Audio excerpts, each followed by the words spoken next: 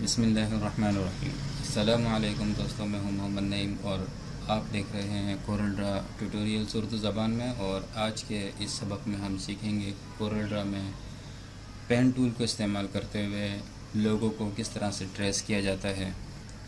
तो स्टार्ट करते हैं। कोई भी लोगो जो हम ट्रेस करने जा रहे हैं, सबसे पहले हम उसको इंपोर्ट करेंगे। तो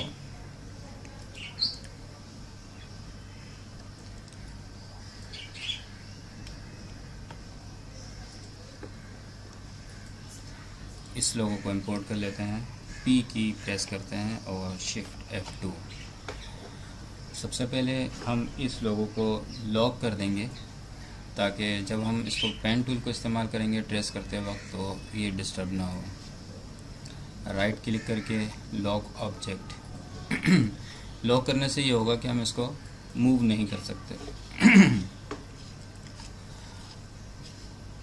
तो दोस्तों, सबसे पहले हम यहाँ से पेन टूल लेंगे और पेन टूल हमें फ्री हैंड टूल में मिलेगा। आप ये देख रहे होंगे कोरल ड्रा के अंदर छोटी सी एक छोटा सा एरो बना होता है। इसका मतलब ये होता है कि इस टूल में जब हम क्लिक करके रखेंगे, प्रेस करके रखेंगे, रिलीज़ नहीं करेंगे माउस को, तो हमें और भी टूल दस्तयाब होंगे।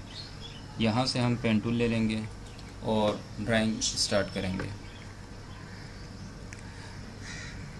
हम यहाँ क्लिक कर देंगे। पेन टूल को इस्तेमाल करने का तरीकाकार ये है कि जब हम कर्व कोई इमेज बनाने जा रहे होते हैं, जैसे कि यहाँ ज़रा सा कर्व है, तो हम उसे यहाँ क्लिक करके नहीं छोड़ेंगे और आगे नहीं बढ़ेंगे, बल्कि हम यहाँ क्लिक करने के बाद यहाँ क्लिक करेंगे और यहाँ पर क्लिक करने के बाद रिलीज़ नहीं करेंगे, बल्कि हम उसको ज़रा सा खींचेंगे यहाँ तक कि वो कर्व हो जाए। इसके बाद हम इसको छोड़ देंगे और फिर हम यहाँ से इसको क्लिक करने के बाद यहाँ क्लिक करेंगे और इसके बाद इस जगह पर, और फिर यहाँ हम क्लिक करके रखेंगे और इसको ड्रैग करेंगे यहाँ तक के ये बन जाएगा। और इसके बाद फिर हम आगे चलेंगे और फिर यहाँ क्लिक करेंगे, फिर से हम ड्रैग करेंगे और आगे बढ़ जाएंगे। यहाँ पर क्लिक करने के बाद फिर हम यहाँ से और ड्रैग करेंगे और यहाँ तक के ये इसके हिसाब से सीधा हो जाएगा। और यहाँ चूँकि ये कर्व हो चुका है, इसे यहाँ छोड़ देंगे, हम इसे बाद में एडिट करेंगे। यहाँ क्लिक करने के बाद अगर ये बहुत बड़ा एरिया है तो हम इसे 2 पीसेस पर, ये 2 हिस्सों पर तकसीम कर लेंगे। और पहले इसको यहाँ से यहाँ तक ट्रेस कर लेंगे और दूसरे हिस्से में इसको यहाँ, और इसके बाद फिर हम यहाँ आएंगे। चूँकि ज़रा सा कर्व है तो इसको इतना किया और इसके बाद यहाँ से क्लिक किया और ये क्लिक करने के बाद हम यहाँ से इसको खींचेंगे।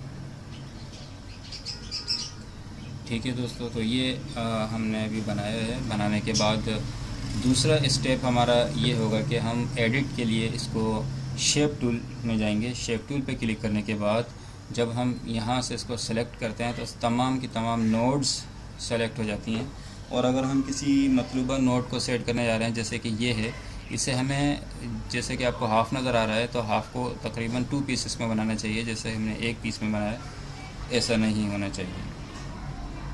देखें, अगर मैं इसको नोड के बैलेंस पे इस जगह पर क्लिक करने के बाद अगर मैं इसको सेट करता हूँ तो इसमें क्या होगा कि ये तो सेट हो जाएगा, जैसे कि मैं ये सेट कर रहा हूँ, लेकिन दूसरा वाला हिस्सा एरिया ख़राब हो जाएगा। इसके लिए मुझे इस नोड को सेलेक्ट करने के बाद यहाँ जाऊँगा और यहाँ जाने के बाद मैं कस्प इसको कर दूँगा, क्लिक करूँगा यहाँ। अब अगर मैं इसको सेट करता हूँ तो ये सिर्फ़ इसी तरफ का हिस्सा एरिया सेट होगा, बाकी उस तरफ के हिस्से का एरिया को हम ख़राब नहीं करेंगे। अगर हमें यहाँ क्लिक करने पर नोड का दूसरा हिस्सा नज़र नहीं आता है तो हम कंट्रोल W की प्रेस कर लेंगे। कंट्रोल W से रिफ्रेश हो जाएगा। और अब हम इसे भी कस्प करेंगे और कस्प कर चुके हैं और इसको सीधा कर देंगे। यहाँ से ये सेट हो गया और इसके बाद इस नोड को सेलेक्ट करेंगे और नोड को सेलेक्ट करने के बाद कस्प करेंगे और इसको सीधा कर देंगे। इसी तरह से हम वो तमाम नोड्स जिन्हें हमें मॉडिफाई करना है, सेट करना है, ये कस्प करना है, ये एक हिस्सा सेट करना है, तो उसको पहले सेलेक्ट करते हैं।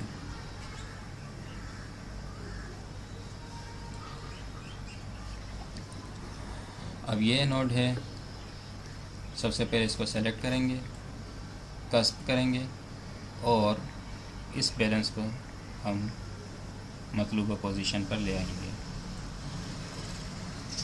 अब हमारे पास ये 2 नोट्स बची हैं। सबसे पहले इसको हम ले लेते हैं और यहाँ से कस्प करते हैं। कस्प करने के बाद ये बैलेंस अगर गायब हो जाता है तो कंट्रोल W की प्रेस करते हैं और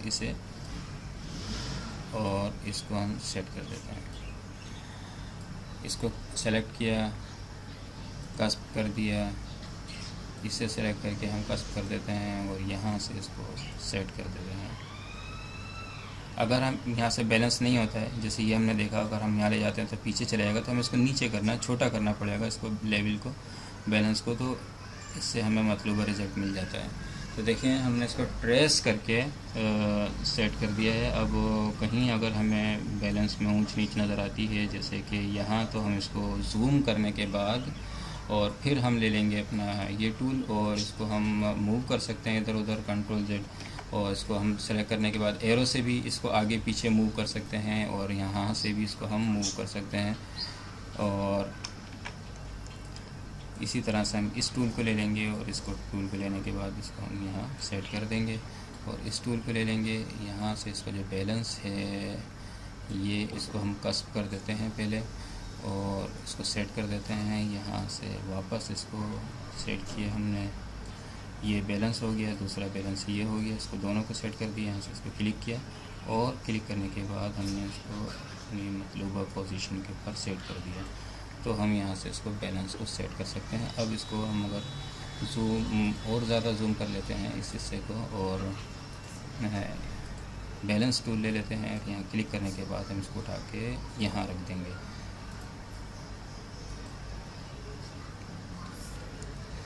तो अब जब ये ट्रेस हो जाएगा, ट्रेस होने के बाद हम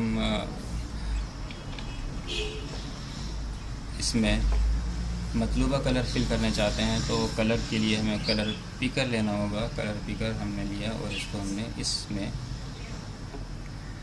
ऐड कर दिया और राइट क्लिक करके बॉर्डर कलर ख़त्म कर दिया। तो इस तरह से दोस्तों हमने एक, अब जब हम ये बना लेंगे तो इसको हम अनलॉक करेंगे और इसके साथ हमने अपना ये लोगो रख दिया। दोनों को E प्रेस किया तो ये दोनों बैलेंस में हो गए, F4। तो दोस्तों ये था छोटा सा सबक पेन टूल के इस्तेमाल से मुताल्लिक, जिसमें हमने सिर्फ पेन टूल इस्तेमाल करते हुए और शेपिंग टूल की मदद से उसको एडिट करते हुए ट्विटर का लोगो बनाया है। उम्मीद है दोस्तों आप लोगों को ये वीडियो पसंद आई होगी।